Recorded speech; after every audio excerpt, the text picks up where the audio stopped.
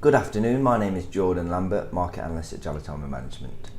Gold had a good day yesterday, closing $22 higher at 1378 after the initially bad reaction to the Fed minutes that forced it down to 1355, and there seems like there's a general positive interest in the precious metal at present despite strongish US data.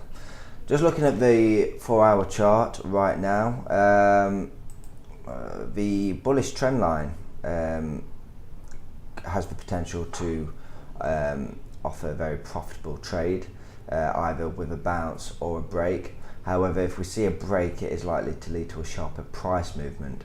So if we draw a bullish trend line by connecting the low at 1272 on the 7th of August, the low on the 15th of August at 1318, and then the low made yesterday at 1355, we have quite a clear bullish trend line with 3 points of intersection. If we see price draw down towards this trend line and we see a hammer type candlestick, maybe on the 5-minute or 15-minute chart, that would be a good time to buy because it indicates that the bullish trend is still intact. If we see, however, a strong marubozu force its way through this trend line, that would be a good time to sell. Just be aware that we do have support at 1352 and 1355. But even if it broke the trend line, you could still easily capture maybe $20 before it hit a support. Also, a potential support is the 50-period moving average with this blue line here. So that's currently sitting at around 1357. So just be aware that that could provide support as well. So these levels could be target levels if you look to trade the break of this trend line. On the upside, we have resistance at 1384.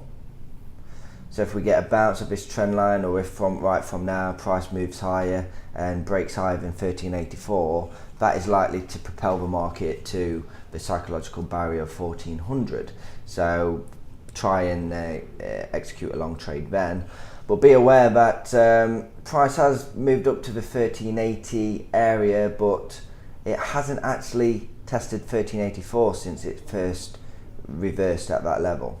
So the bears could possibly win that next battle as price approaches 1384, because as I say, it has not tested that level yet, and usually we do at least see a test and a failure before we see a break higher. But just zoom into a shorter time frame and watch for price action, and that will give you an indication on whether it's going to bounce or break. That's pretty much it today. The Federal Reserve are hosting a conference today. It's called the Jackson Hole. So be aware of that. There could be some news flying out of there. But generally, a quiet day. So let's see if the technicals can take charge. Thank you. Bye.